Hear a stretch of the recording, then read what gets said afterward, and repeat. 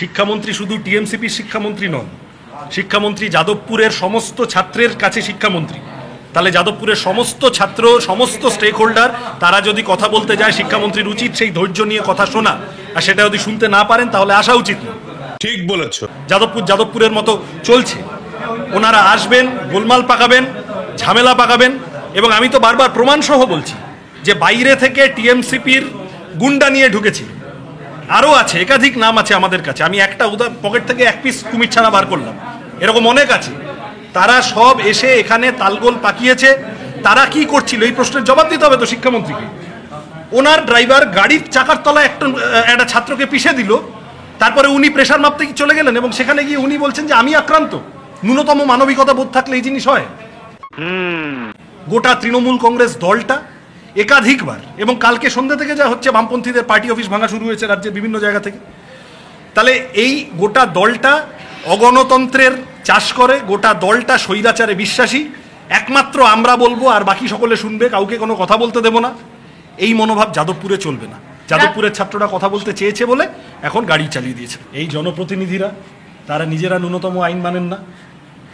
তাই এটা মুখ্যমন্ত্রী নিজে যদি ভবানীপুর থানায় গিয়ে গুন্ডা ছাড়িয়ে আনেন, তাহলে বাবু যত বলে পারিষদ দলে বলে তার শতগুণ। সেই মুখ্যমন্ত্রী প্রথম দিন মুখ্যমন্ত্রী হয়ে 2011 সালে সমাজ বিরোধীদের বার্তা দিয়ে দিয়েছেন যে এই সরকারটা তোমাদের যা পারো করো। নিঃসন্দেহে তুই ঠিক কথা বলেছিস। সব গুন্ডারা, ধর্ষকরা, দুর্নীতিগ্রস্তরা তারা সব পালে পালে বেরিয়ে এসেছে গর্ত থেকে, এবং তাদের ভোটে জিতে ব্রাত্য বসুরা মন্ত্রী হয়েছেন। তার গাড়ির পলিউশন সার্টিফিকেট নেই, এ তো একটা সামান্য বিষয়। আরও কত রকম বেনিয়ম আছে সে দেখো, খোঁজ নিয়ে সবই আছে। আমি শুনেছি আজকে উনি তো সর্বঘটের কাঠালি গলা, সব বিষয়ে উনি chilli chicken to Chinese revolution সব কথাই উনি বলেন। যাই হোক, বলেন, সেটা কিছু ব্যাপার না। কিন্তু কথা হচ্ছে যে এক্স রে রিপোর্ট এখনও সামনে আসেনি। পেশেন্ট বলল যে আমি এক্স রে রিপোর্ট এখনও দেখিনি। তা কুণাল ঘোষ কোন জাদুমন্ত্র বলে দেখে নিলেন? কোন ফেক এক্স রে রিপোর্ট ওনাকে কে পাঠালো, কি তৈরির কারখানা থেকে উনি দেখে নিলেন, আমি বলতে পারবো না। আমরা কুণাল ঘোষের কথার জবাব দেওয়ার জন্য রাজনীতি করি না। কথাটা ঠিকই বলেছেন, এটা বাংলা কথা বুঝতে হবে। চোখের ডাক্তার কি দেখেছেন? চিকিৎসকরা দেখেছেন, প্রাইমারিলি পুরোটা স্টিচ হয়েছে। তোমরাও ইতিমধ্যে ভিডিও বা ছবি এইসব দেখেছো। কষ্টে আছে ছেলেটা, বাচ্চা ছেলে, ফার্স্ট ইয়ারের ছেলে। এইভাবে গাড়ির চাকার তলায় চলে গেলে একটা ট্রমা হয়, এবং সব মিলিয়ে গোটা শরীর জুড়ে চোটাঘাত। এছাড়াও তোমরা অভিনব এসএফআই কর্মী, তার কথা শুনেছো, কিভাবে পায়ে চোট পেয়েছে। আরও একাধিক ছাত্রছাত্রী আছে।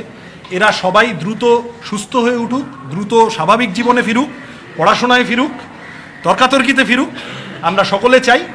এবং আমরা এই যে শিক্ষামন্ত্রীর গাড়ির চাকার তলায় ছাত্র চলে গেল, এই ভয়ানক ঘটনা আনপ্রেসিডেন্টেড, অভূতপূর্ব। বাংলার ছাত্র রাজনীতির ইতিহাসে অনেক কিছু দেখা গেছে, কিন্তু এই দৃশ্য কোনোদিন দেখা যায়নি। কি করে দাঁড়িয়ে কথা বলছেন জানি না। ন্যূনতম মানবিকতা বোধ থাকলে জনসমক্ষে এসে ক্ষমা চাইতেন যে আমার ভুল হয়েছে। ওইটাই গ্রেপ্তার করে ফেললো, কিন্তু ব্রাত্য বসুর গাড়ির চাকার তলায় চলে গেল, সেইটা কাউকে দোষী খুঁজে পেল না। বাচ্চা ছেলেমেয়েরা হিউম্যান চেইন করছে, ছাত্ররা তাদের মতো করে, সেটাই হচ্ছে যে তার উপর দিয়ে গাড়ি চলে গেল। প্রফেসর এসে ছাত্রীদেরকে মারতে শুরু করলেন, যা শোনা যাচ্ছে। আরও বিভিন্ন রকম বহিরাগত গুন্ডা লেলিয়ে দিল। আমরা সব ছবি দেখাচ্ছি, তাও তাদেরকে গ্রেপ্তার করতে পারছে না। এটা একটা সুন্দর প্রশ্ন আপনার। পরিষ্কার কথা, তৃণমূলের পুলিশ তৃণমূলের মতো করেই চলছে। আমরা এর আগেও বিভিন্ন ঘটনায় দেখেছি, যাদবপুর বিশ্ববিদ্যালয়ে বিভিন্ন ঘটনায় অপরাধীরা ধরা পড়ে না। যদি অপরাধীরা তৃণমূলের ছত্রছায়ায় থাকে, তারা ধরা পড়ে। বাইরে থেকে গুন্ডা এসেছে, তারা এসে এই ভাঙচুর করলো, তারা এসে গন্ডগোল পাকালো, কোথায় আগুন লাগিয়ে দিল অফিসে। এটা হতেই পারে, এখন নিজেদের অপকর্ম ঢাকার জন্য এইগুলো করছে। এই ধরনের ঘটনা তৃণমূলের থেকে নতুন নয়। সবসময় মনে রাখবে, তৃণমূল কংগ্রেস হলো সেই দল যার নেত্রী ফলস ধর্ষিতা সাজিয়ে আন্দোলন করতে গেছিলেন। কি আশ্চর্য কথা। সবসময় মনে রাখবে, ব্রাত্য বসু হলেন সেই ভদ্রলোক যিনি জ্ঞানেশ্বরীর কাণ্ড ঘটার পর, অতগুলো মানুষ মারা যাওয়ার পর বেনিফিশিয়ারি তত্ত্ব নিয়ে আগে সাংবাদিক সম্মেলন করতে বসেছিলেন, মানুষগুলোর প্রাণের দিকে না তাকিয়ে। যে কোনো ধরনের অমানবিকতা এদের দ্বারা পসিবল। ঠিক বলেছো। যেই অ্যারেস্ট হোক না কেন, আসল অপরাধ এবং অপরাধী সেটা তো চোখের সামনে, আউট ইন দ্য ওপেন, সকলের সামনে দেখা যাচ্ছে। ব্রাত্য বসুর গ্রেফতারি চাই, ব্রাত্য বসুর ড্রাইভারের গ্রেফতারি চাই। তাকে জিজ্ঞাসা করতে হবে যে তোমাকে কে নির্দেশ দিল ছাত্ররা হিউম্যান চেইন করেছে তার উপর দিয়ে গাড়ি চালিয়ে দেওয়ার। এই পরিষ্কার কথা। এবং যাকে গ্রেফতার করা হয়েছে সে হচ্ছে গিয়ে যাদবপুরের একজন ছাত্র, এবং সেই সময় বিক্ষোভে ছিল, এবং সেই সময় বিক্ষোভে ছিল বলে তাকে বিক্রমগড়ের তার ফ্ল্যাট থেকে হচ্ছে তুলে নেওয়া। এটা হচ্ছে